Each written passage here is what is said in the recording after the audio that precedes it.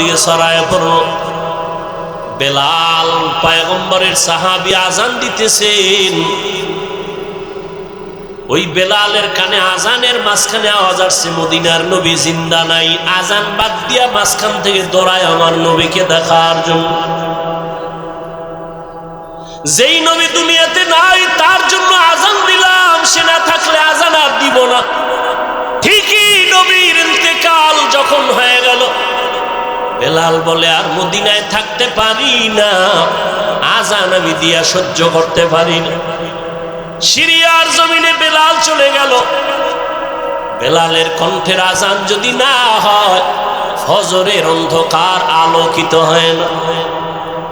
যদিও 10 জন সাহাবাদের মধ্যে বেলালের নাম নাই, কিন্তু নবী কয় আমি জান্নাতে গিয়া বেলালের আওয়াজ পেয়েছি, হাঁটার আওয়াজ।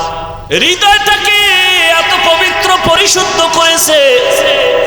ও যুবক, তুমি স্কুলে পড়ো, কলেজে পড়ো, তুমি ডাক্তারি পড়ো, ইঞ্জিনিয়ারিং পড়ো, হৃদয়টারে পরিষ্কার করো, নেফাকি দূর করো, আল্লাহর কোরআনের নূর সিনায় ঢুকাও, কোরআনওয়ালা উলামায়ে কেরামদের মহব্বত অন্তরে জায়গা করে নাও, বেয়াদবি আচরণ থেকে নিজেকে বাঁচাও, নবীজির মহব্বত অন্তরে ধারণ করো, আর আল্লাহর কাছে দোয়া করো, হে মালিক, যেই নবীর এত গুণগান শুনি ওই নবীর রওজার পার্শ্বে দাঁড়ায় একটু সালাম দেওয়ার তৌফিক আমারে দান করো।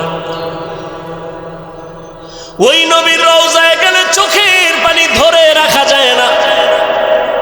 যেই নবী গোটা দুনিয়া পাগল করে ওখানে আছেন, ওই নবীর দান শহীদ হয়ে গেল। নবী এত কষ্ট করলেন দিনের জন্য।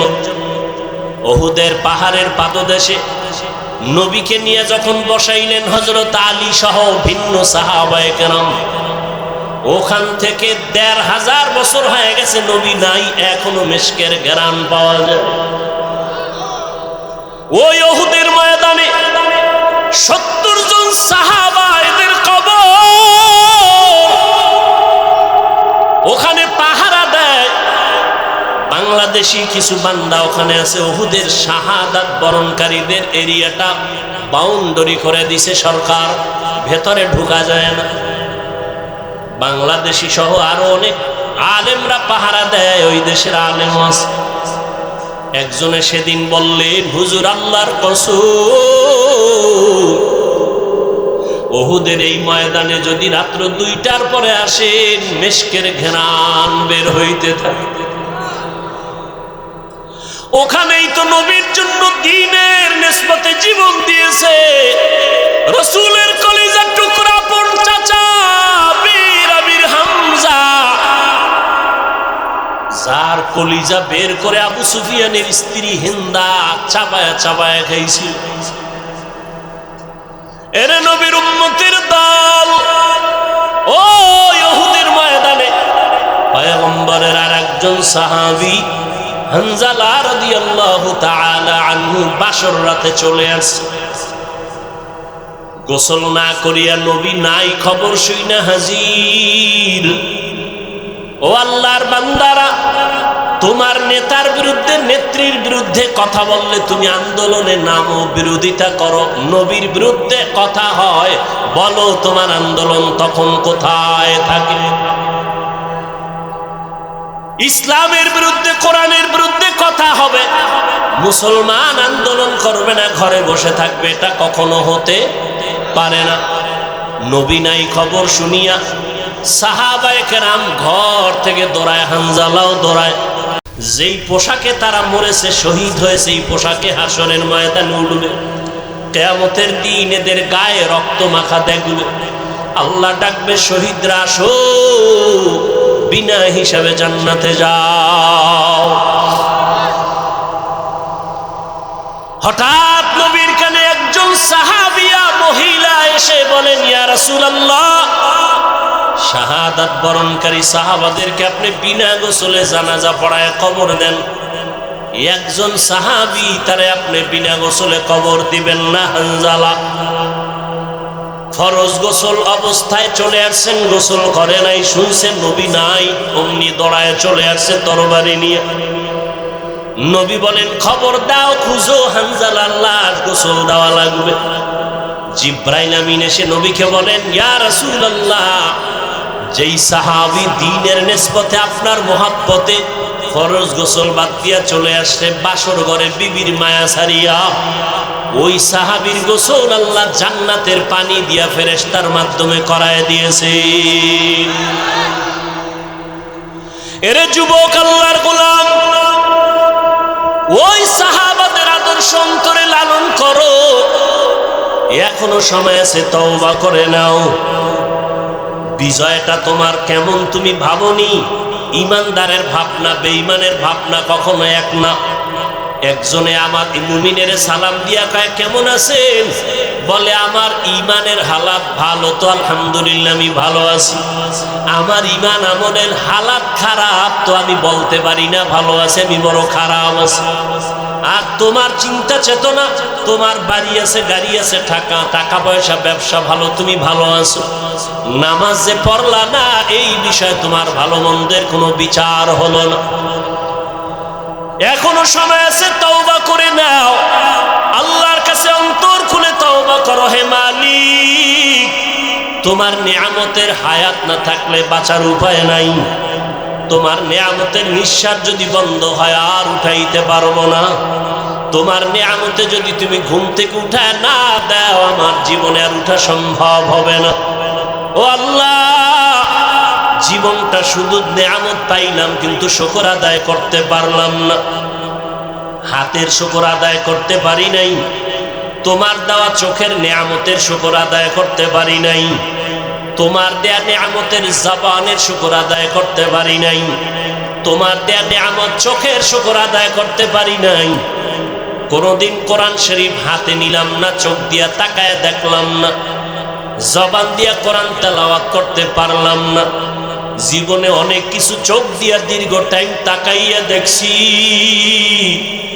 কিন্তু এক মিনিটের জন্য কোরআনের দিকে তাকাইয়া সহ্য করে দেখতে পারি নাই। জীবনে জবান দিয়া কত কথা বলেছি,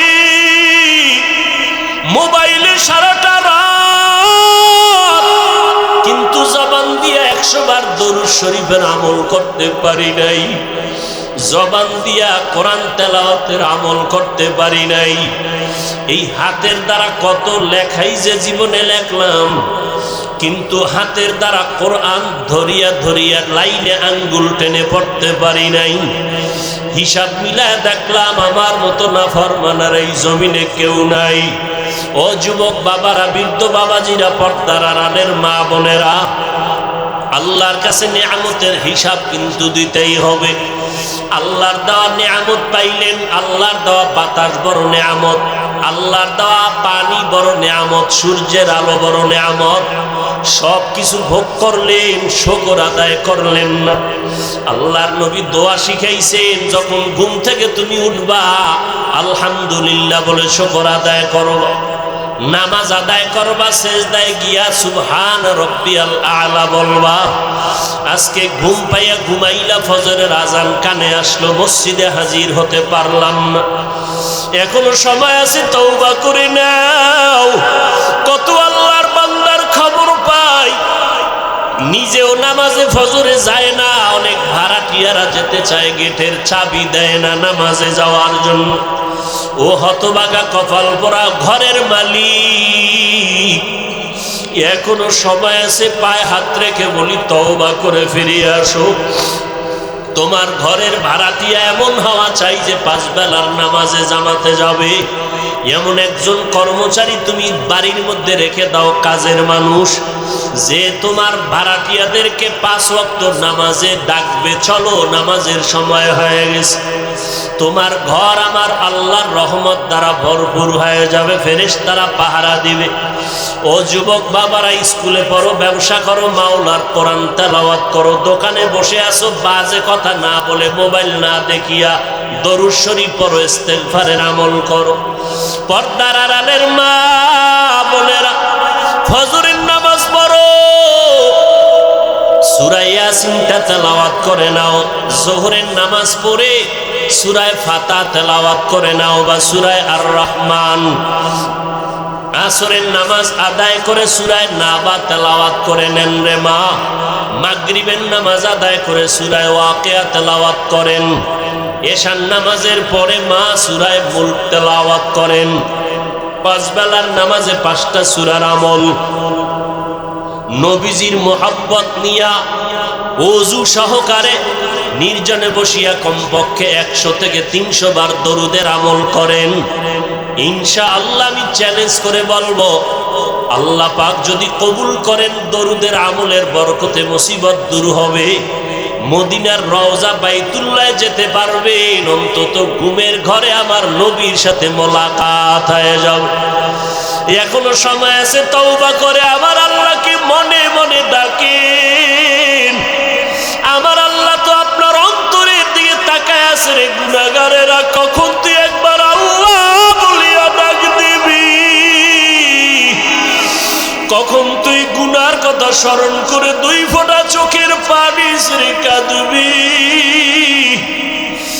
ও যুবকেরা, অন্তরটা যদি একটু নরম করতে পারো, তোমার আমার মতো কত যুবকের জীবন চলে গেল। পানির নিচে যুবকের লাশ, গাড়ির নিচে যুবকের লাশ, এই আন্দোলনে কত যুবকের লাশ চলে গেল। ও আল্লাহর বান্দার, আগুনে পুড়িয়া কত লাশ চলে গেল, পানি বন্যায় কত মানুষ চলে গেল। তুমি আমি রাতের বেলা ঘুমাইব, রাতের বেলা ঘুমের পরে সকালে উঠার কোনো গ্যারান্টি নাই। ঘর থেকে বের হয়ে যায়, ওয়ামা আরসালনাকা ইল্লা রাহমাতাল লিল আলামিন। কেমন হৃদয়ওয়ালা নবী আমার। আল্লাহ বলেন, হে পয়গম্বর, জগৎ সমূহের জন্য আপনাকে রহমত করে পাঠাইলাম। কেউ কেউ তরজমা করেন উভয় জগতের জন্য নবী রহমত। আমি তরজমা করেছি জগৎ সমূহের জন্য নবী রহমত। উভয় জগৎ মানে দুনিয়ার জগৎ, পরকাল জগৎ। আসলে জগতেই 2টা না, জগৎ আরো বেশি। রুহের একটা জগৎ আলাদা, মায়ের গর্ভের জগৎ আলাদা, দুনিয়া নামক জগৎ আলাদা। মরণের পরে আর একটা জগৎ হবে, এটা হলো আলমে বরজখ, কবর জগৎ। হাসরের ময়দানের একটা জগৎ, ওখান থেকে আলাদা হয়ে আর এক জগতে ঢুকবে। জান্নাতের এক জগৎ, জাহান্নামের আর এক জগৎ। আল্লাহ বলেন, হে নবী, সব জগতের জন্য আমি আপনাকে বানাইলাম রহমতের নবী। আপনি হলেন জগৎ সমূহের জন্য রহমত, আর আমি আল্লাহ হলাম জগৎ সমূহের জন্য রব। আমি হলাম রব্বুল আলামিন, আপনাকে বানাইলাম রহমাতুল লিল আলামিন। রুহের জগতের জন্য নবী রহমত। কেমনে আলোচনা উলামাদের মুখে শুনছেন, আমিও করেছি, আজকে নয়। রুহের জগতের জন্য নবী কিভাবে রহমত, মায়ের গর্ভের জগতের জন্য নবী কিভাবে রহমত, দুনিয়ার জগতের জন্য রহমাতুল লিল আলামিন কিভাবে রহমত, কবর জগতের জন্য নবী আলাদা রহমত, হাসরের মাঠের জগতে নবী আলাদা রহমত, জান্নাতের জগতে নবী আলাদা রহমত, জাহান্নামের জগতে নবী আলাদা রহমত। শুনেননি কথাগুলো? না বাড়ি যাওয়ার টাইম হয়ে গেছে? গেট খুলবে না, কেসি গেটে তালা লেগে যাবে। হ্যাঁ, চাবি নিয়ে আসে।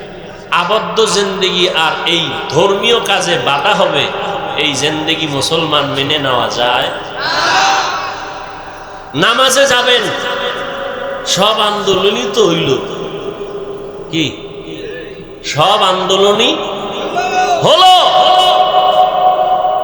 আজও আমি একদল আল্লাহর বান্দা মাদ্রাসা আসছেন, মাগরিবের পরে বললাম, বিগত আন্দোলন থেকে ছাত্রদের,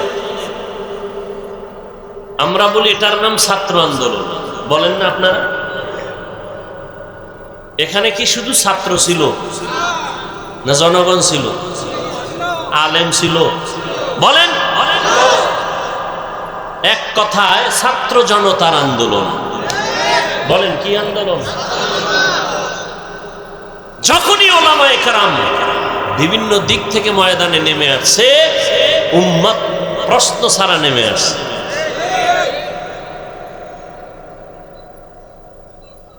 এই আন্দোলন থেকে দুইটা শিক্ষা আমরা নিতে পারি।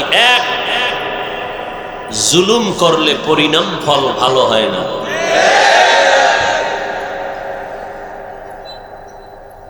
জুলুম তিন প্রকার। কয় প্রকার? নিজের সাথে জুলুম, আল্লাহর সাথে জুলুম, অন্যের সাথে জুলুম। নিজের সাথে জুলুম যেমন ব্যক্তির সাথে জুলুম, আহালের সাথে জুলুম। চোখ আল্লাহ যে কাজের জন্য বানাইছেন ওই কাজে চোখ ব্যবহার না করা চোখের জুলুম। হাত আল্লাহ যে কাজের জন্য সৃষ্টি করেছেন এই হাত ওই কাজে ব্যবহার না করা হাতের জুলুম। চোখ বানাইছেন কেন? বেগানা দেখার জন্য। হাত বানাইছেন কেন? ফেসবুকে আলেমদের বিরুদ্ধে লেখার জন্য। জবান বানাইছেন কেন? গীবত করার জন্য। এগুলো নিজের সাথে জুলুম, আহালের সাথে জুলুম। 7 বছর বয়সের বাচ্চাকে নামাজের মুসাল্লায় দাঁড় করাও, না করানোটা জুলুম। 10 বছরে শাসন করো নামাজের জন্য, এগুলো আহালের সাথে জুলুম। বাবার আহাল সন্তান, স্বামীর আহাল স্ত্রী, শিক্ষকের আহাল ছাত্র, ইমাম খতিবের আহাল মুসল্লি, জনপ্রতিনিধির যারা দায়িত্বশীল তাদের আহাল জনগণ। সমস্ত দুনিয়ার মানুষের দায়িত্বে ওলামায়ে কেরাম, ওলামায়ে কেরামের আহাল হলো সারা দুনিয়ার উম্মত। আল্লাহর সাথে জুলুমের নাম শিরিক। শিরিক করা আল্লাহর সাথে জুলুম। অন্যের সাথে জুলুম, চাই সে হোক, বিড়াল হোক, কুকুর হোক। কুকুরের সাথে জুলুম, অন্যায় করে নাই, খামোখা একটা বাড়ি মারলেন, জুলুম। বিড়াল কোনো অপরাধ করে নাই, খানা বন্ধ করে দিলেন, জুলুম। এবার আসেন আমরা পরস্পরে মানুষ। বাড়ি করলেন, হাঁটার জায়গা দিলেন না প্রতিবেশীকে, জুলুম। আছে না নাই? মালিকের পানির লাইন আলাদা, ভাড়াটিয়াদের পানির লাইন আলাদা। ভাড়াটিয়ার পানির লাইনের পানি বন্ধ থাকে, মালিকের পানি বন্ধ থাকে না, জুলুম। আছে না নাই? নিজে মন চাইলে গেট খুলে বের হবেন, ঢুকবেন, ভাড়াটিয়া নামাজে যাবে, গেট বন্ধ, জুলুম। আছে না নাই? দুই অপরাধের শাস্তি মরার আগে হবে, লিখে রাখবেন। আগেও বলছি, আজও বলে যাই। কয় অপরাধের শাস্তি? قال النبي صلى الله عليه وآله وسلم اثنان يعجلهما الله في الدنيا। পয়গম্বর বলেন, এমন দুইটা অপরাধ আছে যে দুইটা অপরাধ করলে শাস্তি হবে দুনিয়াতে। আল বাগিয়ু ওয়া উকুকুল ওয়ালিদাইন। এক নম্বর অপরাধের নাম জুলুম। জুলুম করলে শাস্তি হবে মরার পরে, না আগে। সবাই মুখস্থ করেন। ভাই ভাইয়ের সাথে জুলুম করেছো, শাস্তিটা কিন্তু মরার আগেই হয়ে যাবে। ভাই বোনের সাথে জুলুম করেছো, শাস্তি হবে মরার আগে। বোনের পৈতৃক সম্পত্তি বাবার থেকে তুমি আত্মসাৎ করে বোনকে তুমি বঞ্চিত করেছো, বোনের উপরে জুলুম করেছো। খাইতে পারবি না, গলায় ঢুকবে, পেটে যাওয়ার আগে আজরাইল এসে হাজির হয়ে যাও। অনেক সন্তানেরা অন্য ভাই বোনের সম্পদকে আত্মসাৎ করে নেয়, বাবারে কনভিন্স করে নেয়। আবার অনেক বাবা আছে একজনকে গোপনে সব দিয়ে দেয়, ভিন্ন সন্তানদের বঞ্চিত করে। জুলুম। আল্লাহর নবী বলেন জুলুমের শাস্তিটা মরার আগে হবে। মালিক কর্মচারীর থেকে তুমি সব কাজ আগে আদায় করে নিলা, বেতনটা টাইম মতো দিলা না, চাইতে গেছে ধমক দিয়েছো, জুলুম করেছো। আছে না নাই? এই দোষটা সব আমার। গার্মেন্টস ফ্যাক্টরির মালিক, ঘরে কাজের লোক আছে না, আহা, কাজের লোকের ঠিক মতো খানা দেয় না, কাপড় দেয় না, গাড়িতে কোথাও যায়, মালিক তার স্ত্রী সন্তান সুন্দর সিটে বসছে, ব্যাগ ডালা পেছনে কাজের মেয়েটাকে বসায় রাখছে। এরকম খবরও পাই না। জুলুমের বিচার হবে করার আগে। হয় না? ফেরাউনের বিচার হইছে না? কথা কন না কেন? এটাই কি শেষ? ফাইনাল? এটা তো সেমি ফাইনাল। ফাইনালটা তো পরকালে, মরার পর, কিয়ামতের দিন। বুঝেন না? পুলিশে আসামি ধইরা কোর্টে উঠাইব না? কোর্টে উঠানোর আগে কি পরিমাণ হাতিয়া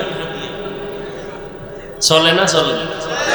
এটা সেমিফাইনাল। ফাইনাল হবে আদালতের বিচারক যখন রায় দিবে ডানে পাবে, তখন হবে ফাইনাল রিমান্ড। কেউ অন্যায় করে নাই, তাকে অন্যায়কারী বানানো জুলুম। আছে না নাই? কেউ দোষ করে নাই, তারে দোষ চাপায় দেওয়ার নাম জুলুমের বিচার মরার আগে না পড়ে? কোথায় যাওয়া? আল্লাহর ধরা বড় কঠিন। আমি আমাকে বলি, আপনি আপনাকে বলেন, কিন্তু কেমন যেন মনে হয় বয়ানগুলো যেন অন্যদিকে বাতাসে নিয়ে যাইতেছে। নিজের হিসাবটা করেন। আমি আমার হিসাব করি, আমার দ্বারা আমার সন্তানের উপরে জুলুম হলো কিনা। আমি শিক্ষক, আমার দ্বারা ছাত্রের উপরে কোনো জুলুম হলো কিনা। আমি ইমাম খতিব, আমার দ্বারা মুসল্লিদের উপরে কোনো জুলুম হলো কিনা। আমি দোকানের মালিক, কর্মচারীর উপরে কোনো জুলুম হলো কিনা। আমি বাড়ির মালিক, পাঁচতলা বিল্ডিং আমার, ভাড়াটিয়াদের উপরে কোনো জুলুম হলো কিনা। খালি আওয়ামী লীগের দিকে খুঁজেন কেন? আপনার দোষ দেখবে কে? বিএনপির দিকে মাথা ঘুরান কেন? আপনারটা আগে দেখেন। আপনি মইরা গেলে জবাব আওয়ামী লীগ দিবে, আওয়ামী লীগের জবাব আওয়ামী লীগ দিবে, বিএনপিরটা বিএনপি দিবে, আপনার আমারটা আপনার আমার দিতে হবে। রাজনীতি করে না যারা, এরকম নাই? এরা জেলখানায় কেন? খালি আওয়ামী লীগ বিএনপি ধরবেন। যারা রাজনীতি করে না প্রচলিত, এরা বিপদে নাই কেন? এরা এদের হাইসিয়তে, এদের লাইনে অপরাধ করেছে। জুলুমের শাস্তি মরার আগে হবে, এটাই ফাইনাল কথা, রাসূলের হাদিস।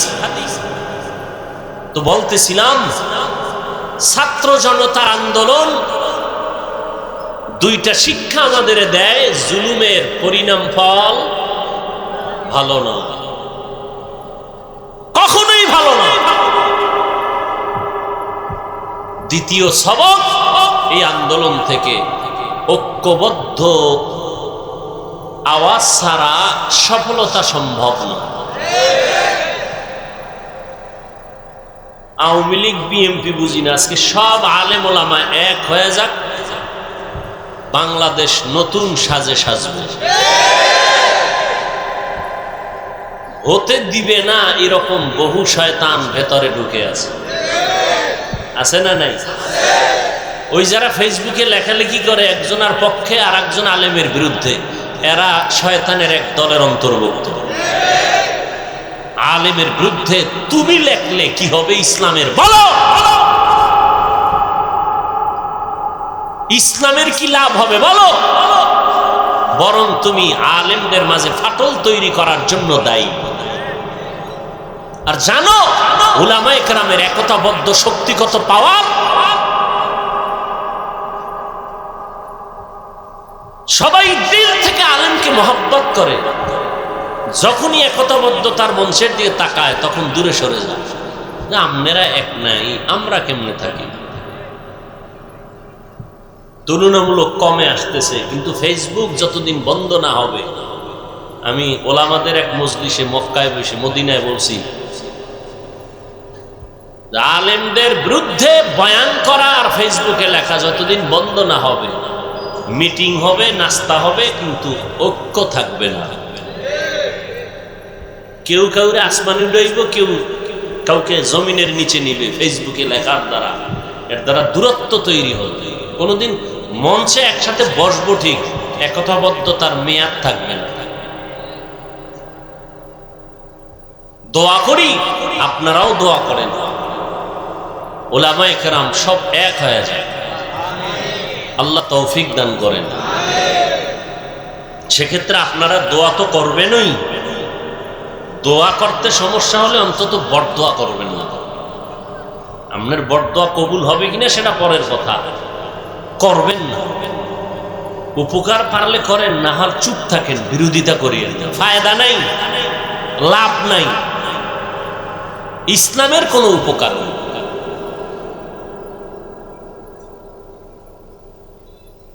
জুলুমের বিচার এ দুনিয়ায় হবে মরার আগে। আল্লাহ জুলুম থেকে আমাদেরকে হেফাজত করেন। জুলুম শেষ হয়ে গেছে, আওয়ামী লীগ গেছি গা, এরপরে বাড়ি ঘরে আগুন লাগাইছে কারা, মানুষ মারে কারা, দোকান বাড়ি ঘরে ডাকাতি হয় কারা করে? জিনেরা, ভারতের ফেরেশতারা। হ্যাঁ, জুলুম চলে না? চলে না? জুলুমের বিচার মরার আগে না পড়ে? ভালো করে লিখে রাখবেন আর দোয়া করবেন, আল্লাহ জুলুম থেকে এ দেশ এবং জাতিকে হেফাজত করেন। আমরা জুলুম চাই না, জালেমকে চাই না, আমরা আখিরি নবীর মুহাব্বতের আদর্শের উম্মত চাই। প্রত্যেকটা ক্ষেত্রে কারোটা মানুষ দেখে, কারোটা দেখে না। আপনি ভাইয়ের সাথে জুলুম করতেছেন, মেয়ের সাথে জুলুম করতেছেন, বোনের সাথে করতেছেন, দোকানওয়ালা কর্মচারীর সাথে করতেছে, কেউ দেখে না, আল্লাহ তো দেখতেছেন।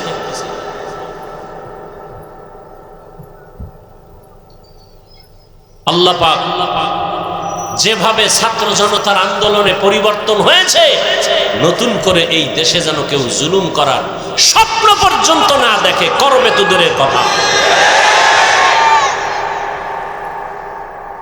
ছাত্র অন্যায় করবে, শাসন করার আইন আছে ইসলামে। কি করার আইন আছে? এই কথা কিন্তু একটা শব্দের ব্যবধান, কিন্তু খুব খেয়াল করবে। শাসন করার আইন আছে, শোষণ করার আইন নেই। শাসনের নাম ইনসাফ, শোষণের নাম জুলুম। ইসলামে ছাত্রকে শাসন করার আইন আছে, শোষণ করার। স্ত্রীকে শাসন করার আইন আছে, শোষণ করার আইন নাই। জনগণকে শাসন করার আইন আছে, শোষণ করার আইন নাই। ছাত্র অন্যায় করছে, একটা ধমক দেওয়ার মতো। শিক্ষক যদি 2 ধমক দেয়, 1 ধমক জুলুম। ছাত্র অন্যায় করেছে, একটা বেতের বাড়ির 2 বেত দেওয়া জুলুম। এখন একটা অন্যায় করছে, বেতের বাড়ি কয়টা? একটা পাবে, কিন্তু ওজন হবে কত? 1.5 কেজি না 10 গ্রাম। এখানেও ইনসাফ। অন্যায় করেছে, একটা বেতের বাড়ি পাবে, ওজন হবে মাত্র 10 গ্রাম। 1/2 কেজির ওজনে বেতের বাড়ি দেওয়া জুলুম।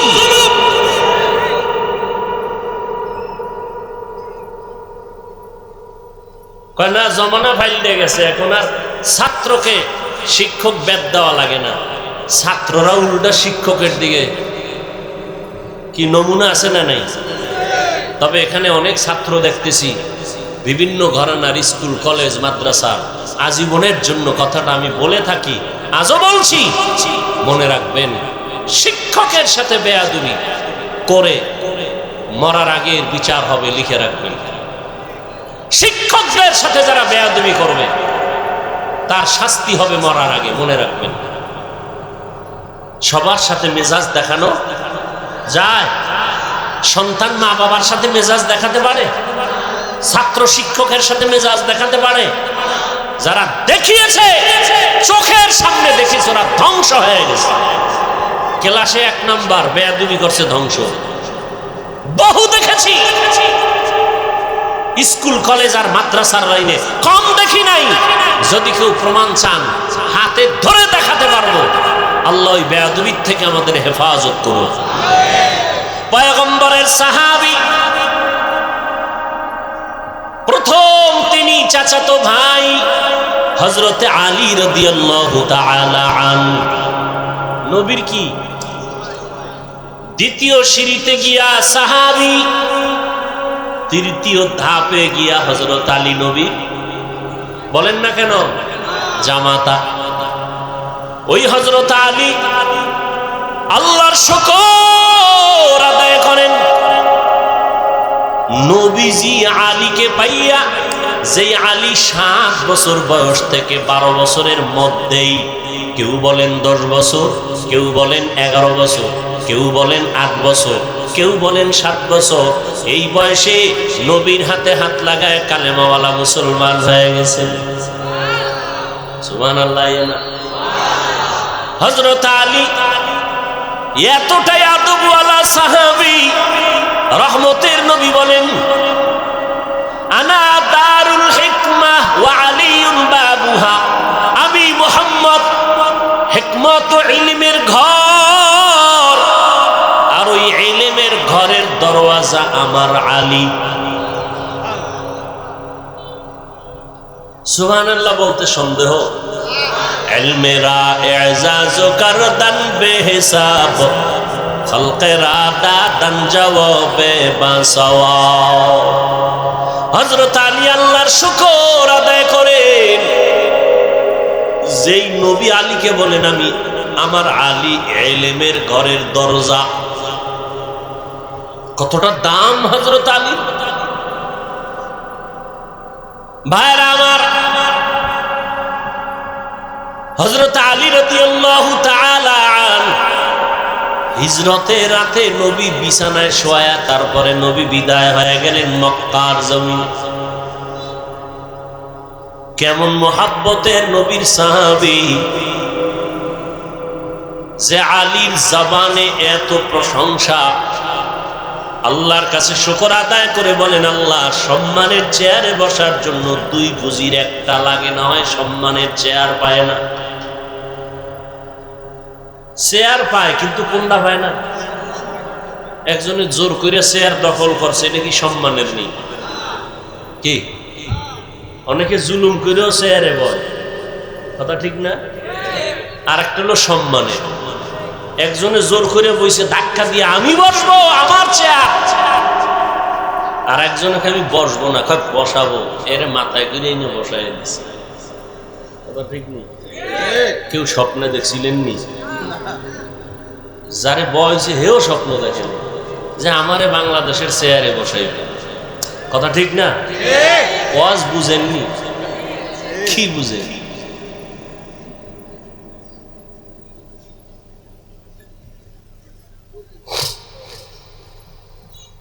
ভাইরা আমার,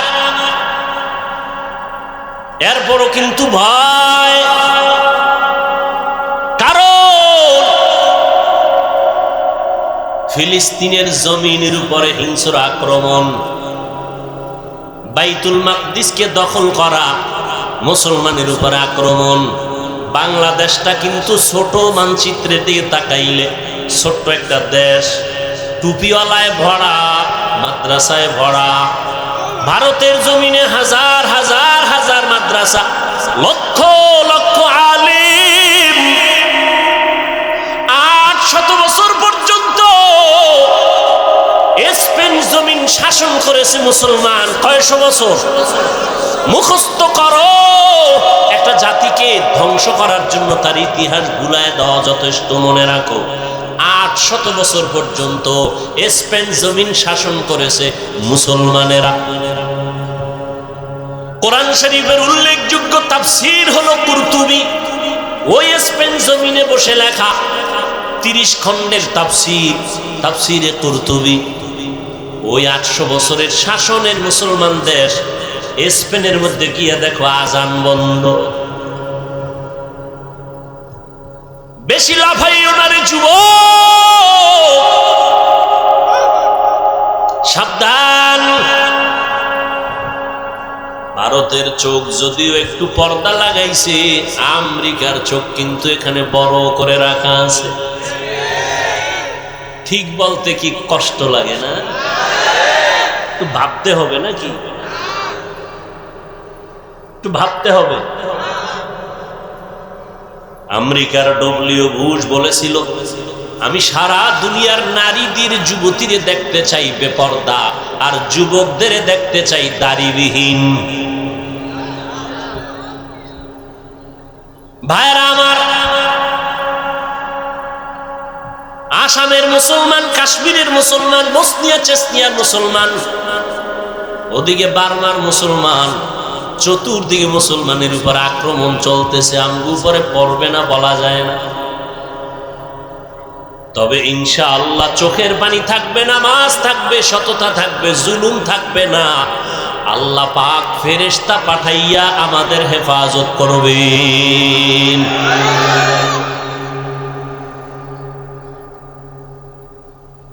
মক্কায় গেলাম, অনেক ছেলেরা আসলো, হোটেলে কাজ করে, এখানে কাজ করে, দেখা করার জন্য। আর শেষ সময় বলল, হুজুর জানেন না, এমনি তো রাষ্ট্রীয়ভাবে কাগজপত্রের কষ্টে আছে বিভিন্নভাবে। এরপর একটা দুঃখের কথা বললো। আমি বললাম, তোমরা এখানে এত সুন্দর জায়গা, আমরা টাকা খরচ করে আসতে পারি না, কত চোখের পানি, কত দোয়া। এরপরে আল্লাহ একটু নিয়ে আসেন, তোমরা তো এখানে থাকো, জামাতে 5 বেলার নামাজ হেরেমে পড়ো, যাও। ওরা চোখের পানি ছেড়ে কাঁদলো আর বলল যে এখন প্রবণতা এমন যে এই ছেলেরা, কিছু কিছু মানুষ আছে ওখানে, টাকা যা পায় টুকটাক দিয়ে জুয়া খেলে। নিঃস্ব হয়ে গেছে অনেকে জুয়া খেলে। তো চিন্তা করলাম, আবু জাহেল এখনো মরে নাই। মক্কা মদিনার কাছে আইসাও নামাজ নাই, দাড়ি নাই, টুপি নাই। যদি এমন হয় জুয়া খেলে, আর এই টাকা মা বাবারে দিলে কি হবে? আমি তো দোয়া করি, আল্লাহ আমার প্রবাসে যারা আছে, শুধু সৌদি আরব নয়, সারা পৃথিবীর আনাচে কানাচে আমার প্রবাসে যারা জীবন যাপন করেন, আল্লাহ তাদের কামাই রুজিতে, হায়াতে, ইজ্জতে বরকত দান করেন, সমস্ত মুসিবত থেকে হেফাজত করেন। জানি না আরবের ভেতরে কারা এই অভিযোগে অভিযুক্ত, হালাল টাকা কামাই করে রসুলের দেশে বসে যারা জুয়া খেলে, জানি না কারা। আল্লাহ জানেন, তাদেরকে হেদায়েত দান করুন।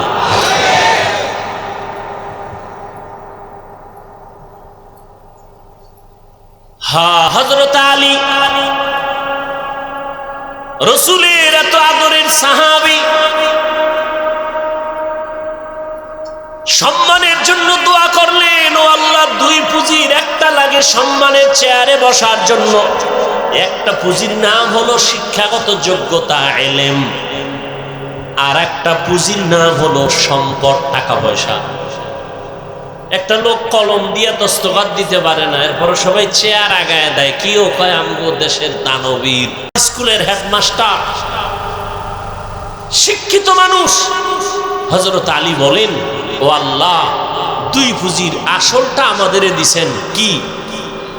ইলম দিয়েছেন, টাকা পয়সা দেন নাই। মিয়া, নবীজি দোয়া করলে কবুল হইতো না? সেই নবী খন্দকের যুদ্ধে গিয়া পেটে পাথর বাঁধলেন, মদিনাতুল মুনাওয়ারার পার্শ্বে খন্দক। সাহাবায়ে কেরাম গর্ত খনন করলেন, নবীও ওই কাজে হাত দিলেন। সাহাবায়ে কেরাম কেউ কষ্ট সহ্য করতে না পেরে ছুটি চাইলেন, মিথ্যা অভিযোগ দিয়ে বললেন বাড়িতে অসুস্থ রোগী আছে, বাড়ি যাব, বাড়ি পাহারা দেওয়ার কেউ নাই, যাব। জিবরাইল আইসা বলে নবী এদের অন্তরে নিয়ত খারাপ, কষ্ট, এই জন্য মিথ্যা কথা বলে যেতে চায়, এদের অন্তরে নেফাকি। আল্লাহ আয়াত নাজিল করে দিলেন, সাহাবায়ে কেরামদের কেউ পেটে পাথর বেঁধে নবীর সামনে আসছেন, ইয়া রাসূলুল্লাহ না খেয়ে কষ্ট করে পেটে পাথর বাঁধছি, একটা ক্ষুধা সহ্য করতে পারি। মনে মনে ভাবছে নবী মনে হয় আরামে আছে। সবার কথা শুই না নবী কয়, সাহাবায়ে কেরাম আপনারা পেটে পাথর বাঁধছেন একটা, আমি মুহাম্মদ রহমতের নবী, আমার জামাটা উঠাইয়া আমি দেখাই, দেখেন রহমতের নবী আমার জামাটা উঠাইয়া দেখাইলেন। সাহাবায়ে কেরাম দেখে আমাদের পেটে পাথর একটা, রহমতের নবীর পেটে পাথর দুইটা। ক্ষুধা কষ্ট, নবী যদি দোয়া করতেন উহুদ পাহাড় স্বর্ণ হয়ে যাও, না, কষ্টের মধ্যে শান্তি। ভোগ বিলাসের মধ্যে কি নাই? দেখছেন শান্তি, এখন টের পাননি কি পরিমাণ শান্তি। আল্লাহ, আহ, জুলুমের শাস্তি দুনিয়ায়, কষ্টের জিন্দেগি। নবী আমার 1 বছর না 2 বছর না 3 বছরের মতো সময় আমার নবীরে মক্কার বেঈমানেরা গৃহবন্দী করে রাখছে শিয়াবে আবু তালিবের ভেতর, পানি দেয় না, খানা দেয় না। রহমতের নবী আমার গাছের পাতা ছিঁড়ে ছিঁড়ে চাবাইয়া তারপরে পেটের ক্ষুধা নিবারণ কর, না খাইয়া মরিয়র যুবক, প্রয়োজনে না খাইয়া মরিও, কিন্তু হারাম খানা ভেতরে ঢুকাইও না রে বাবা। শান্তি নাই, শরীরে রোগ বেড়ে যাবে, অশান্তি শুরু হয়ে যাবে। হযরত আলী রাদিয়াল্লাহু বলেন, মান আল্লামানি হারফান ইনশাআ বাআ ওয়া ইনশাআ আতাকা, আমাকে একটা অক্ষর যিনি শিক্ষা দিয়েছেন, তিনি আমার কাছে এমন দামি জামাকে চাইলে বিক্রিও করে দিতে পারেন, গোলাম বানাইয়াও রাখতে পারেন। এই ছাত্ররা, হযরত আলী বলেন একটা অক্ষর আমাকে যে শিক্ষা দিল তার দাম কত? আমাকে বিক্রিও করে দিতে পারে, আমাকে গোলাম বানাইয়াও রাখতে পারে। এ হলো শিক্ষকের মর্যাদা।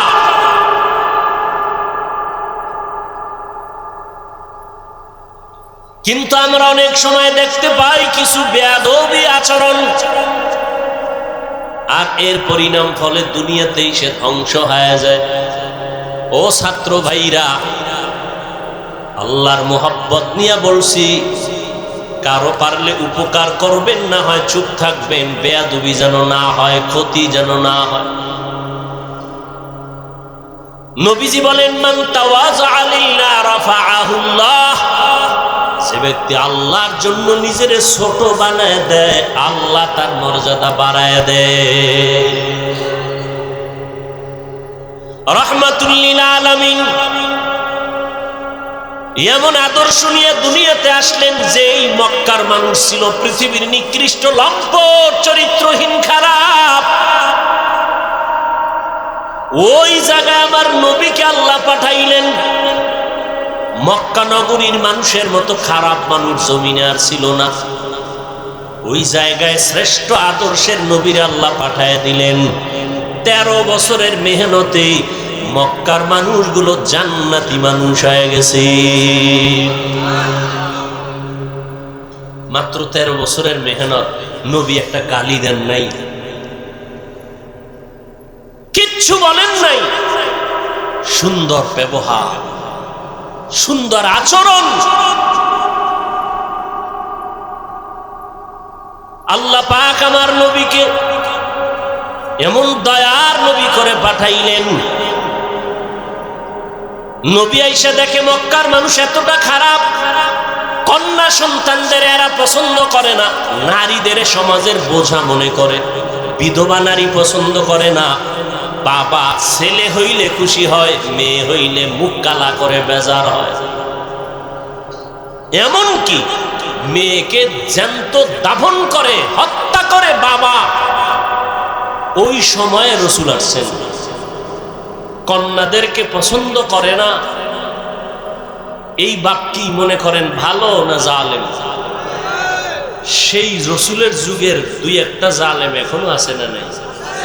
ছেলে হলে খুব খুশি, মেয়ে হলে কষ্ট পায়। স্ত্রীর সাথে রাগ করে কথা বলে না, মেয়ে হলো কেন? তো মেয়ে হলো কেন এটা স্ত্রী কি জবাব দিল? স্ত্রীর কোনো হাত আছে এখানে? লিল্লাহি মুলকুস সামাওয়াতি ওয়াল আরদ ইয়াহাবু লিমান ইয়াশাউ ইনাসান ওয়া ইয়াহাবু লিমান ইয়াশাউ যুকুর আও ইউযাওবিজুহুম যুকরানাও ওয়া ইনাসা ওয়া ইয়াজআলু মান ইয়াশাউ আকিমা ইন্নাহু আলিমুন কাদির।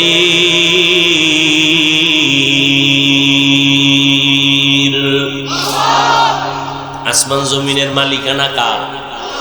আল্লাহ বলেন আমার ক্ষমতা সব, আমি চাইলে কাউকে ছেলে দেই, কাউকে মেয়ে দেই, কাউকে দোনোটা দেই, কাউকে কোনোটাই দেই না। ক্ষমতা কার? না আপনি স্লোগান দিছেন ছেলে হোক মেয়ে হোক দুটোর বেশি নয়, একটা হলে ভালো হয়, না হইলে আরো ভালো। স্লোগান দিছে ছেলে হোক মেয়ে হোক দুটোর, কথা বল না কেন? দুটোর একটা হলে ভালো হয়, এই স্লোগান আছে না নাই? এই স্লোগান যেদিন থেকে শুরু, আমার মাওলার কুদরত সেদিন থেকে শুরু। সেদিন থেকে একসাথে দুইটা, একসাথে তিনটা, একসাথে 4 সন্তান। মা মরছে না, মা এখনো তাজা। একসাথে 4 সন্তান আছে না নাই? সন্তানও সুস্থ, মাও। ছেলে হোক মেয়ে হোক দুটোর বেশি নয়, একটা হলে ভালো হয়, না হইলে আরো ভালো। এটা বাইতুল মুকাররমের খতিবের স্লোগান, মক্কা মদিনার ইমামের স্লোগান, আমেরিকার স্লোগান, পশ্চিমা বেঈমানের স্লোগান, ইহুদি খ্রিস্টানদের স্লোগান।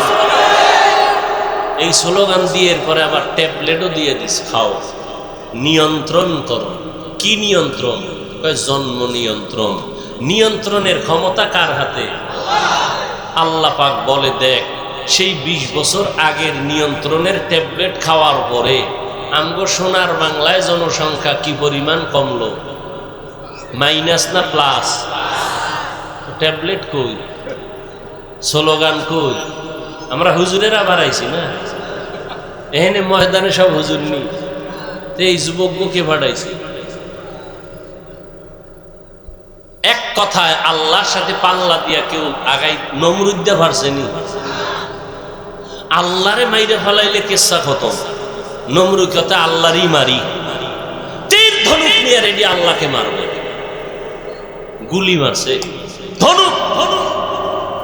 আল্লাহ কয় ওয়ামা কারু ওয়ামা কার আল্লাহ আল্লাহু খাইরুল। তীরের আগায় রক্ত লাগে গেছে, নিচে আইয়ে কয় দেখছো নি আল্লাহরে মাইরা ঠাক জায়গায় শেষ করে দিছে, এই যে রক্ত। এত পাওয়ারফুল নমরুদ, ওরে মারার জন্য কোন বাহিনী লাগছে? বলেন, এই জালেমরে শেষ করছে একটা অসুস্থ মশা, সাথে জুতা মোবারক। ঠিক নি? মাথার ভিতরে গিয়ে মশা আশ্রয় নিছে, ফাঁকে ফাঁকে একটা মিস কল দেয়। নমরুদ্দের চান্দি গরম। কত কবিরাজ, কত আয়ুর্বেদিক, কত ডাক্তার, ঔষধ, কোনোটাই মাথা ঠান্ডা হয় না। হঠাৎ করে জুতার সাথে মোলাকাত, মাথা হিমেল হয়। নমরুদ কারে? আমার ভাইয়ের ভিতরে যে ঔষধ আছে আমি তো জানি না।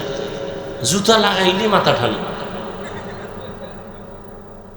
যত একটু বাড়ি মারে আরো ঠান্ডা, বাড়ির পাওয়ার ওজন বাড়ায় দেয় আরো ঠান্ডা।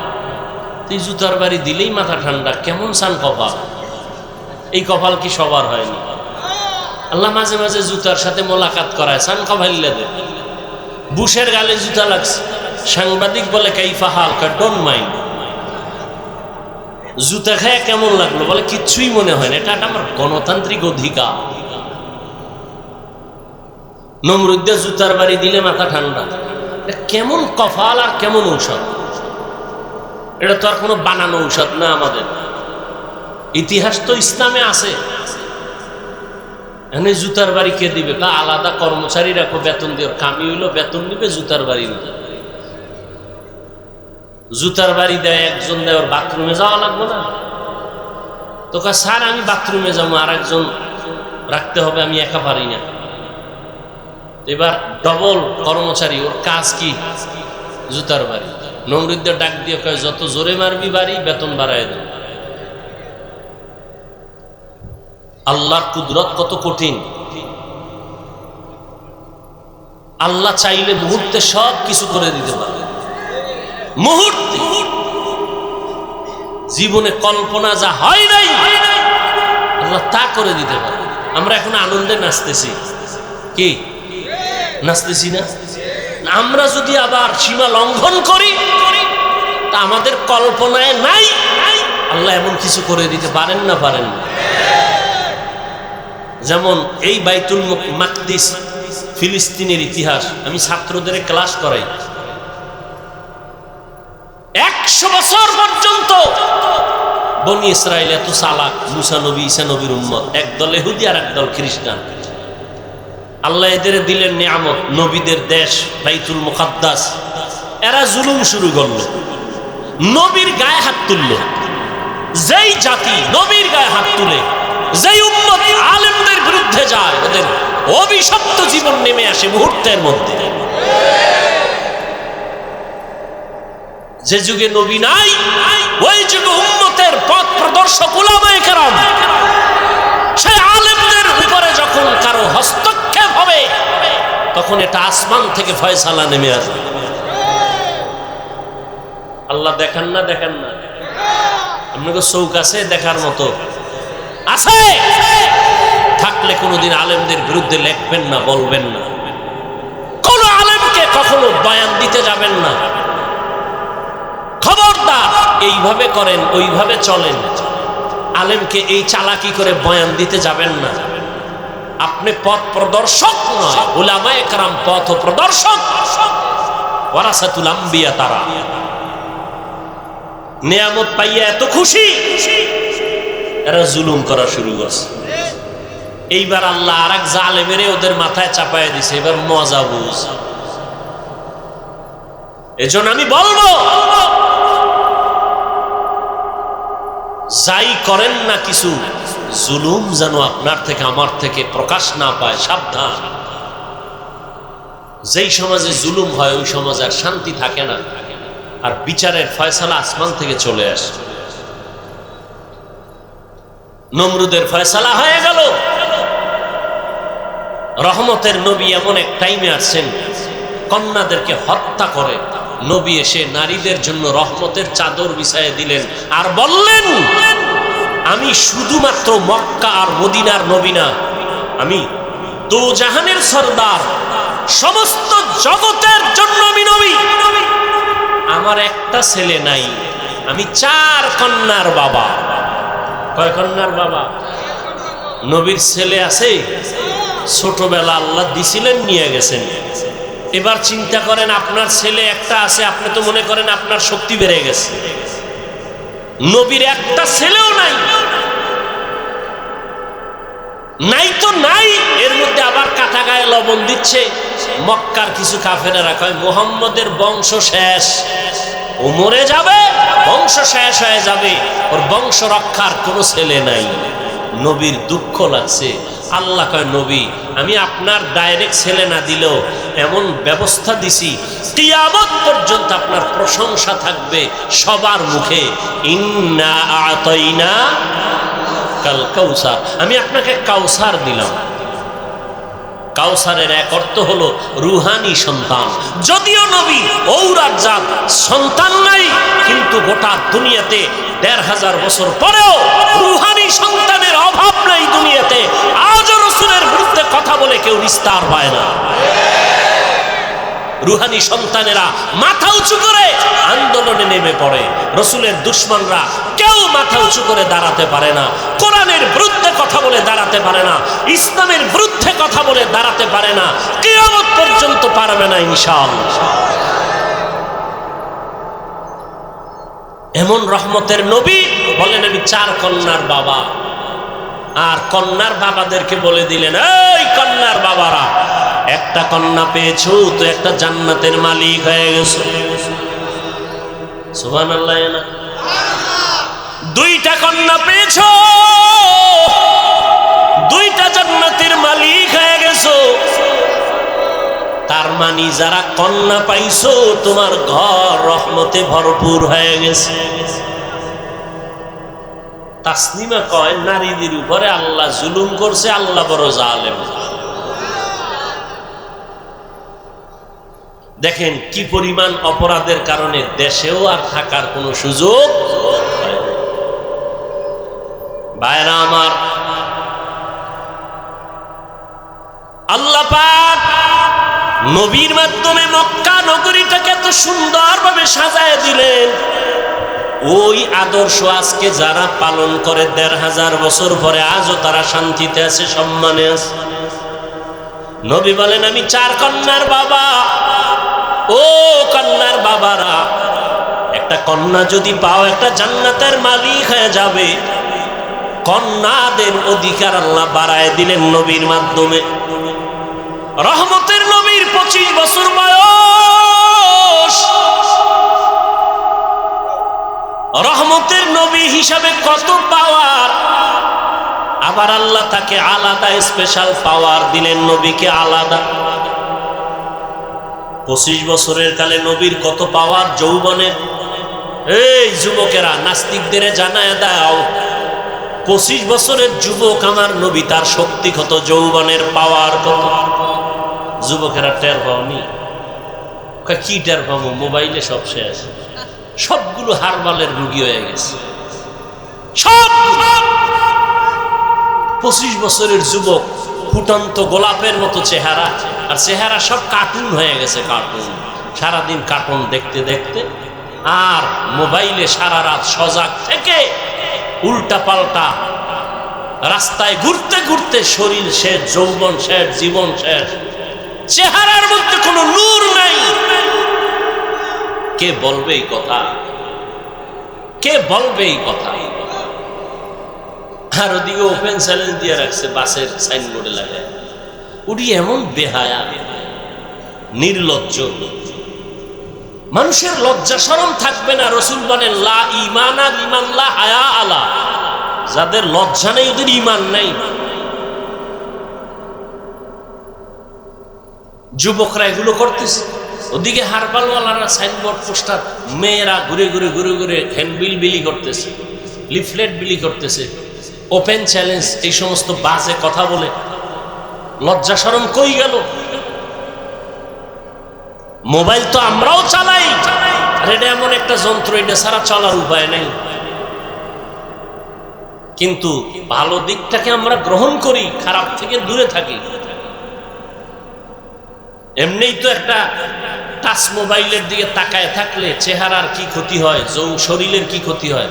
গুগলে ঢুকো, জীবন বর্তা আকামি করলা, আজকে একটু কিছু তথ্য নাও, তুমি তো ওখান থেকে শিক্ষার বহু কিছু আছে। তুমি যদি চাও মোবাইল থেকে অনেক কিছু শিখতে পারো। বড় বড় বিধর্মীরা মুসলমান হয় কেন? ওরা গবেষণা করতে করতে দেখে আল্লাহর খোঁজ পেয়ে যায়, যেন একজন সৃষ্টিকর্তা আছেই। না হয় এই যে কান্না করি, চোখ থেকে কি পরিমাণ পানি বের হয়, এই পানি কোথায়? হ্যাঁ, এগুলো চিন্তা করার বিষয়। দাড়ি ছিল না, হঠাৎ দাড়ি উঠতেছে, বাড়তেছে, চামড়া কাটো তো ভিতরে এগুলি কি পেঁচানো আছে কিনা, ওটা লাইন মতো বাড়তেছে, কেটে দেখবা কিচ্ছু নাই, অথচ বাড়তেছে। মহিলারটা তো বাড়ে না। তুমি গাভীর থেকে দুধ নাও 20 কেজি, কালকে সকালবেলা গাভীর ওলানটা কেটে দাও, দেখো তো কয় কেজি বের হয়। আর কেজির মেয়া গুল্লি মারেন, 1 ফোঁটা আসবে নি। চিন্তা করেন তো। অথচ 20 কেজি দুধ 5 মিনিটে আপনার পাত্র ভরে যায়। আপনি ওলানটা কেটে দেন, 1 ফোঁটা দুধ আসবে না। খায় ঘাস, বের হয় সাদা পিওর দুধ। রসুল বলেন দুধ পান করো গাভীর, বরকত। কিতাবে দেখছি দুধ পানের মধ্যে 10টা রোগের ঔষধ আছে। এতটা দামি গাভীর দুধ, অথচ ওলান কেটে ফেলবেন, দুধ নেই। আল্লাহর কুদরত। এজন্য আল্লাহ কোরআনে বলেন ওয়াফি আনফুসিকুম আফালা তুবসিরুন, তুমি নিজের মধ্যে তাকাইয়া কি তুমি দেখো না আমি আল্লাহর কুদরত কেমন। মাইকে কথা বলতেছি, বিদ্যুতের চার্জ, ব্যাটারির চার্জ চলে যায়। আর জিব্বা নামের মেশিন দিয়া যে কত কোটি কথা সাপ্লাই দিলাম এই বয়সে, একদিনও তেল লাগলো না, পেট্রোল অকটেন কিছুই লাগলো না। ব্যথা করে, মাথা ব্যথা করে, কপাল ব্যথা করে, চোখ ব্যথা করে, ঠোঁট ব্যথা করে, জিব্বা নামের মেশিন কখনো ব্যথা করে না। করেনি? বড় কঠিন। প্রধানমন্ত্রী বক্তব্য দিবেন, টিম গঠন করে লিখে দাও কি বক্তব্য দিব জাতির সামনে, 5 মিনিটের বক্তব্য লিখে দাও। যদি ভুল ভাল বলে ফেলি তো মানুষ আমার উল্টা হয়ে যাবে। আর আমরা ঘন্টাকে ঘন্টা প্রতিদিন বয়ান করি, ফজরের পরে বয়ান, আসরের পরে বয়ান, মাগরিবের পরে বয়ান, এশার পরে বয়ান, 12 মাস অনবরত কথা ডায়েরিতে লিখে আনি নাই, মুখস্থ করে আসি নাই। কি বয়ান আজকে এই এলাকায় করব তাও মুখস্থ করে আসি নাই। কিন্তু একের পর এক কথা বের হচ্ছে, বের হচ্ছে, বের হচ্ছে, টাইম মতো ঘুম নাই। এই সফর করে আসার পরে শুধু ঘুম আর ঘুম, শুইলেই ঘুম। এরপরও যে বয়ান করতেছি, একটা কথা যদি উল্টা পাল্টা বের হইয়াই যায়, বন্ধু আমার দুশ্মনে পরিণত। কেউ আমারে সাজাইয়াও দেয় নাই। এইভাবে আগামীকাল বয়ান, প্রত্যেকদিন বয়ান, 12 মাস। ঘুম টাইম মতো হয় না। তোমরা যখন ঘুমাও তখন আমরা গাড়িতে, রাস্তায় থাকি। এরপরেও 2-1টা কথা একটু স্লিপ হয়ে যায়। আর সেই সমস্ত 2-1টা কথা নিয়ে যদি কোনো উম্মত আমাদের বিরুদ্ধে লেখালেখি করে, ওর মতো আলেমের দুশ্মন কুলাঙ্গার জমিনে আর দ্বিতীয় কেউ হতে পারে না।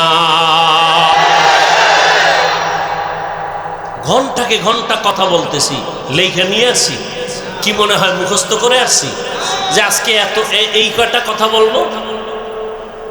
এ কুদরত কা, এর মধ্যে 2-1টা ভুল অনিচ্ছায় হতে পারে।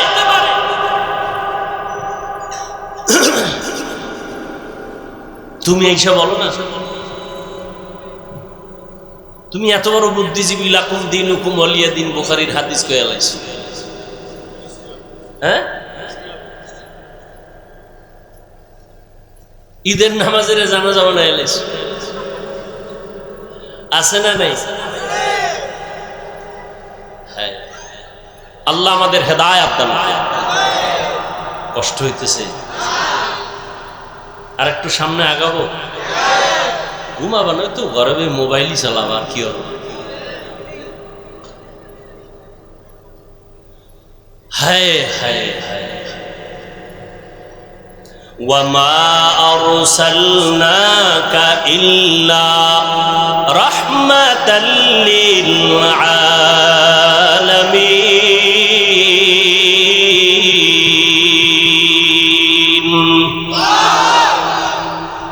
এই যে এত বয়ান শুনো যুবক বাবারা, অন্তরে মায়া আছে না? মোহাব্বত লাগে না? এই বয়ান তো কোরআন থেকে বলতেছি, রসুলের থেকে বলতেছি।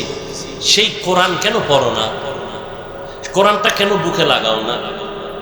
আরবের দেশে যাও, দোয়া করি আল্লাহ সবাইকে একবারও যদি হয় বাইতুল্লাহ রাসূলের রওজায় যাওয়ার তৌফিক দান করেন। আমিনও কয় না, পুরাটা কও আল্লাহুম্মা আমিন। মনে চাইনি? মদিনা যাইতে পারলাম না, মদিনা দেখতে পারলাম না, মদিনা যাইতে পারলাম না। আমি অসহায় তাই এত দূরে রই, শুধু সালাম জানাই, মদিনা যাইতে পারলাম না, মদিনা দেখতে পারলাম না। আরবের ভিতরে যাও, যারা গাড়ি চালায় ড্রাইভার, ওরাও কোরআন পড়ে, গাড়ি চালক অবস্থায় চালক চালাইতেছে, তেলাওয়াত করতেছে। মিশরের জমিনে গিয়ে দেখো, ইউসুফ নবীর দেশ, মাঠে ময়দানে চাষাবাদের কাজ করে জবানে সুন্দর তেলাওয়াত চলতেছে। আমার মাওলার কোরআন এত সুন্দর, এটা শুনতে যেমন মজা, দেখতেও তেমন মজা, পড়তেও তেমন মজা। কেন বাবা কোরআনটা বুকে লাগাও না? তুমি ইঞ্জিনিয়ার হও, ডাক্তার হও, কোনো বাধা নাই, হও, দোয়া করি, তবে আল্লাহর কোরআনটা সিনায় লাগাইও। আজকে কি তুমি দেখো নাই ভার্সিটির ভিসি নামাজের ইমামতি করে, তেলাওয়াত না শিখলে পারতনি? কথা কও। তুমি ডাক্তার হও, কিন্তু এমন সাহস তুমি রাখো তুমি মুসলমান, তুমি ডাক্তারির চেয়ারে বসিয়াও যেন ইমামতির যোগ্যতা তোমার থাকে। যেখানে যাবে তুমি নামাজ পড়াবে, মধুর তেলাওয়াত শোনাবে, তখন সবার দিল থেকে দোয়া আসবে যে ডাক্তার হইয়াও তেলাওয়াত এত সুন্দর, ইঞ্জিনিয়ার হলেও তার তেলাওয়াত এত সুন্দর। এ যদি ইমামতি করার যোগ্যতা রাখে, জাতি শিখবে আর জানবে যে মুসলমানকে পিছে ফেলার কোনো রাস্তা নাই। তুমি ডাক্তার হও, ইঞ্জিনিয়ার হও, আল্লাহর কোরআন পড়ো, জুমার খুতবা দেওয়ার মতো যোগ্যতা তোমার ভেতরে অর্জন করো, নামাজের ইমামতি করার মতো যোগ্যতা অর্জন করো। ইমামতির যোগ্যতার সব থেকে বড় যোগ্যতা হলো বিশুদ্ধ কোরআনের তিলাওয়াত। আরবের ড্রাইভারেরা তেলাওয়াত করে, সাধারণ মানুষ কোরআন পড়ে। কোরআন শিখতে 20 দিন লাগে। কয়দিন? 20 দিন মানে 20 ঘন্টা। 20 দিনের 20 ঘন্টা লাগে। মাত্র দৈনিক 1 ঘন্টা টাইম দাও, 20 দিনে কোরআন শিখে ফেলবা ইনশাআল্লাহ। বহু সময় নষ্ট করছো এদিক সেদিক, কোরআন শিখতে 1 ঘন্টা টাইম দাও, ফজরের পরে না হয় এশার পরে, সুযোগ মতো দাও না, দেখবা আল্লাহর প্রতি মায়া, ইবাদতে মায়া বেড়ে যায়। রহমাতুল লিল আলামিন নারীদের ইজ্জত রক্ষা করার গিয়া বাবাদের বললেন নারীদের আর হত্যা করা যাবে না, কন্যা হত্যা করা যাবে না। নবীর আদর্শ বাস্তবায়ন করতে গিয়া দান শহীদ করেছেন। তারপরেও নবী কোনদিন জিদের বশবর্তী হয়ে রাগ করে কারো উপরে জুলুম করেন নাই। আর ওই নবীর আদর্শ পালন করে সাহাবায়ে কেরাম সারা দুনিয়াতে এত দৃষ্টান্ত স্থাপন করেছেন যে আজকে সাহাবায়ে কেরামের আদর্শ নিয়ে দুনিয়ার মানুষ তার জীবনকে সুন্দর করে। রাসূলের জন্য নিবেদিত প্রাণ সাহাবায়ে কেরাম, যেই নবী দান শহীদ করেছেন দ্বীন ও ইসলামের জন্য, ওই নবীর মোহাব্বতে উহুদের ময়দানে ওই রক্তমাখা দ্বীনের আলামত এখন উহুদ পাহাড়ের সাথে লেগে আছে। বহু বছর চেষ্টা করছি বাইতুল্লাহ থেকে মদিনায় গিয়া উহুদ পাহাড়ের ওই জায়গাটা একটু বসবো, দেখবো নবী যেখানে দান দান শহীদ করে বসছিল। সুযোগ পাই না। ওই দেশের সরকার আটকায় দিয়েছে, এই বছর একটু সুযোগ পেয়েছে। রহমতের নবীর দান দান শহীদ হয়ে গেল। কাফেরেরা এলান করলো মুহাম্মদ দুনিয়ায় নাই। কান্নার আওয়াজ চতুর্দিকে ছড়ায় পড়ল। বেলাল পয়গম্বরের সাহাবী আজান দিতেছেন। ওই বেলালের কানে আজানের মাঝখানে আওয়াজ আসছে মদিনার নবী জিন্দা নাই। আজান বাদ দিয়া মাঝখান থেকে দৌড়ায় আমার নবীকে দেখার জন্য। যেই নবী দুনিয়াতে নাই তার জন্য আজান দিলাম, সে না থাকলে আজান আর দিব না। ঠিকই নবীর ইন্তেকাল যখন হয়ে গেল, বেলাল বলে আর মদিনায় থাকতে পারি না, আজান আমি দিয়া সহ্য করতে পারি না। সিরিয়ার জমিনে বেলাল চলে গেল। বেলালের কণ্ঠের আজান যদি না হয়, ফজরের অন্ধকার আলোকিত হয় না। যদিও 10 জন সাহাবাদের মধ্যে বেলালের নাম নাই, কিন্তু নবী কয় আমি জান্নাতে গিয়া বেলালের আওয়াজ পেয়েছি, হাঁটার আওয়াজ। হৃদয়টাকে এত পবিত্র পরিশুদ্ধ করেছে। ও যুবক, তুমি স্কুলে পড়ো, কলেজে পড়ো, তুমি ডাক্তারি পড়ো, ইঞ্জিনিয়ারিং পড়ো, হৃদয়টারে পরিষ্কার করো, নেফাকি দূর করো। আল্লাহর কোরআনের নূর সিনায় ঢুকাও। কোরআনওয়ালা উলামায়ে কেরামদের মোহাব্বত অন্তরে জায়গা করে নাও। বেয়াদবি আচরণ থেকে নিজেকে বাঁচাও। নবীজির মোহাব্বত অন্তরে ধারণ করো আর আল্লাহর কাছে দোয়া করো, হে মালিক, যেই নবীর এত গুণগান শুনি ওই নবীর রওজার পার্শ্বে দাঁড়ায় একটু সালাম দেওয়ার তৌফিক আমারে দান করো।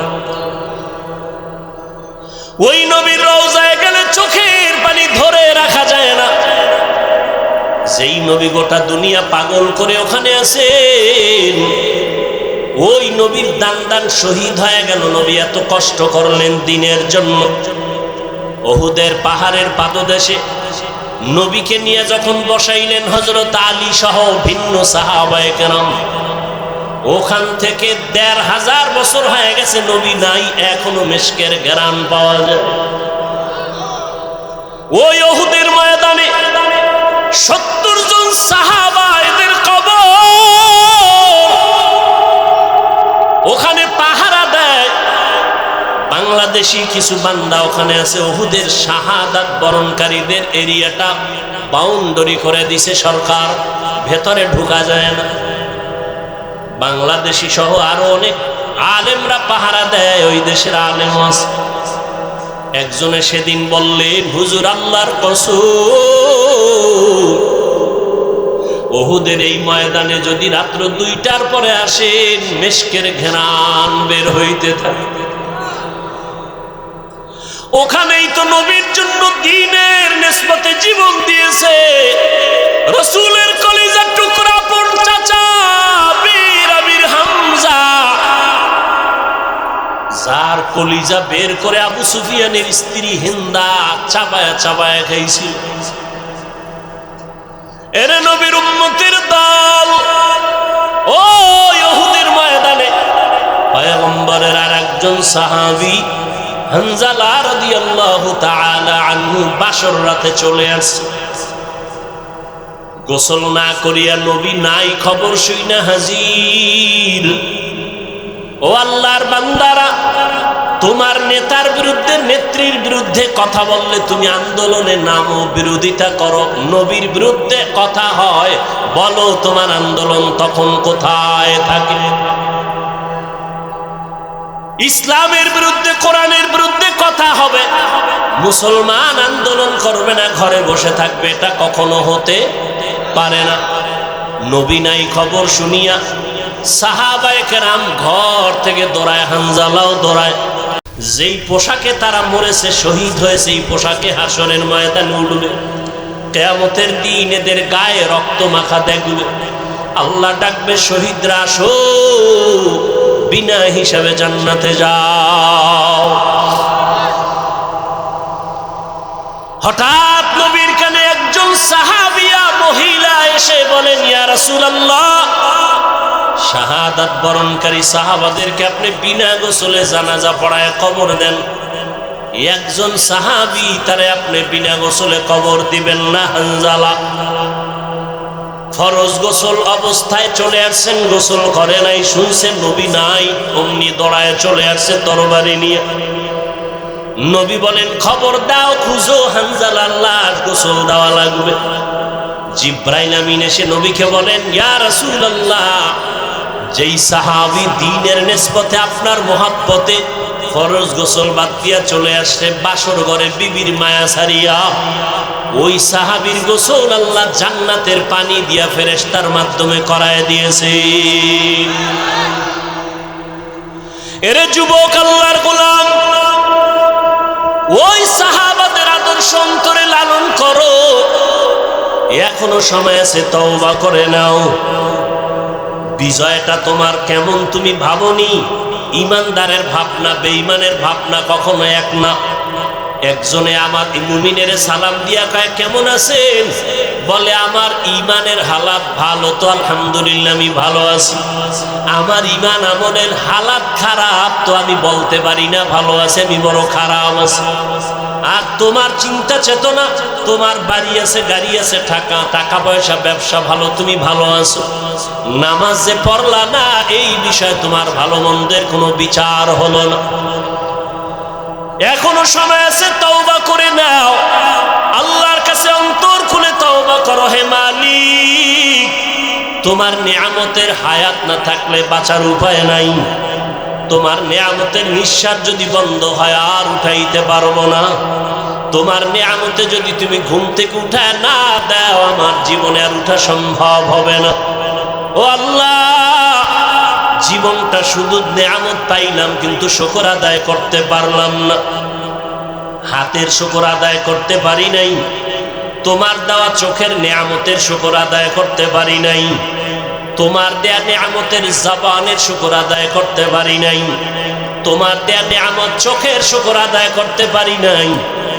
কোনদিন কোরআন শরীফ হাতে নিলাম না, চোখ দিয়া তাকায় দেখলাম না, জবান দিয়া কোরআন তেলাওয়াত করতে পারলাম না। জীবনে অনেক কিছু চোখ দিয়া দীর্ঘ টাইম তাকাইয়া দেখছি, কিন্তু 1 মিনিটের জন্য কোরআনের দিকে তাকাইয়া সহ্য করে দেখতে পারি নাই। জীবনে জবান দিয়া কত কথা বলেছি, মোবাইলে সারাটা রাত, কিন্তু জবান দিয়া 100 বার দরুদ শরীফের আমল করতে পারি নাই। জবান দিয়া কোরআন তেলাওয়াতের আমল করতে পারি নাই। এই হাতের দ্বারা কত লেখাই যে জীবনে লেখলাম, কিন্তু হাতের দ্বারা কোরআন ধরিয়া ধরিয়া লাইনে আঙ্গুল টেনে পড়তে পারি নাই। হিসাব মিলায় দেখলাম আমার মতো নাফরমানের এই জমিনে কেউ নাই। ও যুবক বাবারা, বৃদ্ধ বাবাজিরা, পর্দার আড়ালের মা বোনেরা, আল্লাহর কাছে নিয়ামতের হিসাব কিন্তু দিতেই হবে। আল্লাহর দেওয়া নিয়ামত পাইলেন, আল্লাহর দেওয়া বাতাস বড় নিয়ামত, আল্লাহর দেওয়া পানি বড় নিয়ামত, সূর্যের আলো বড় নিয়ামত। সব কিছু ভোগ করলেন, শুকর আদায় করলেন না। আল্লাহর নবী দোয়া শিখাইছেন, যখন ঘুম থেকে তুমি উঠবা, আলহামদুলিল্লাহ বলে শুকর আদায় করবা। নামাজ আদায় করবা, সেজদায় গিয়া সুবহান রব্বিয়াল আলা বলবা। আজকে ঘুম পাইয়া ঘুমাইলা, ফজরের আজান কানে আসলো, মসজিদে হাজির হতে পারলাম না। এখনো সময় আছে, তওবা করে নাও। কত আল্লাহর বান্দার খবর পাই, নিজেও নামাজে ফজরে যায় না, অনেক ভাড়াটিয়ারা যেতে চায়, গেটের চাবি দেয় না নামাজে যাওয়ার জন্য। ও হতভাগা কপাল পোড়া ঘরের মালিক, এখনো সময় আছে, পায়ে হাত রেখে বলি তওবা করে ফিরে আসো। তোমার ঘরের ভাড়াটিয়া এমন হওয়া চাই যে 5 বেলার নামাজে জামাতে যাবে। এমন একজন কর্মচারী তুমি বাড়ির মধ্যে রেখে দাও, কাজের মানুষ, যে তোমার ভাড়াটিয়াদেরকে 5 ওয়াক্ত নামাজে ডাকবে, চলো নামাজের সময় হয়ে গেছে। তোমার ঘর আমার আল্লাহর রহমত দ্বারা ভরপুর হয়ে যাবে, ফেরেশতারা পাহারা দিবে। ও যুবক বাবারা, স্কুলে পড়ো, ব্যবসা করো, মাওলার কোরআন তেলাওয়াত করো, দোকানে বসে আসো, বাজে কথা না বলে, মোবাইল না দেখিয়া দরুদ শরীফ পড়ো, ইস্তেগফারের আমল করো। পর্দার আড়ালের মা বোনেরা, ফজরের নামাজ পড়ো, সূরা ইয়াসিনটা তেলাওয়াত করে নাও। যোহরের নামাজ পড়ে সূরা ফাতিহা তেলাওয়াত করে নাও বা সূরা আর রহমান। আসরের নামাজ আদায় করে সূরা নাবা তেলাওয়াত করে নেন রে মা। মাগরিবের নামাজ আদায় করে সূরা ওয়াকিয়া তেলাওয়াত করেন। এশার নামাজের পরে মা সূরা মুলক তেলাওয়াত করেন। 5 বেলার নামাজে 5টা সূরার আমল। নবীজির মোহাব্বত নিয়া ওযু সহকারে নির্জনে বসিয়া কমপক্ষে 100 থেকে 300 বার দরুদের আমল করেন। ইনশাআল্লাহ আমি চ্যালেঞ্জ করে বলবো, আল্লাহ পাক যদি কবুল করেন, দরুদের আমলের বরকতে মুসিবত দূর হবে। মদিনার রওজা বাইতুল্লাহ যেতে পারবেন, অন্তত ঘুমের ঘরে আমার নবীর সাথে মোলাকাত হয়ে যাবে। এখনো সময় আছে, তওবা করে আমার আল্লাহকে মনে মনে ডাকেন। আমার আল্লাহ তো আপনার অন্তরের দিকে তাকায় আছে রে গুনাহগারেরা, কখন তুই একবার আল্লাহ বলিয়া ডাক দিবি, কখন তুই গুনার কথা স্মরণ করে 2 ফোঁটা চোখের পানি ছেড়ে কাঁদবি। ও যুবকেরা, অন্তরটা যদি একটু নরম করতে পারো,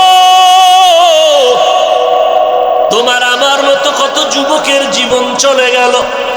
পানির নিচে যুবকের লাশ, গাড়ির নিচে যুবকের লাশ, এই আন্দোলনে কত যুবকের লাশ চলে গেল। ও আল্লাহর বান্দার, আগুনে পুড়িয়া কত লাশ চলে গেল, পানি বন্যায় কত মানুষ চলে গেল। তুমি আমি রাতের বেলা ঘুমাইব, রাতের বেলা ঘুমের পরে সকালে উঠার কোনো গ্যারান্টি নাই। ঘর থেকে বের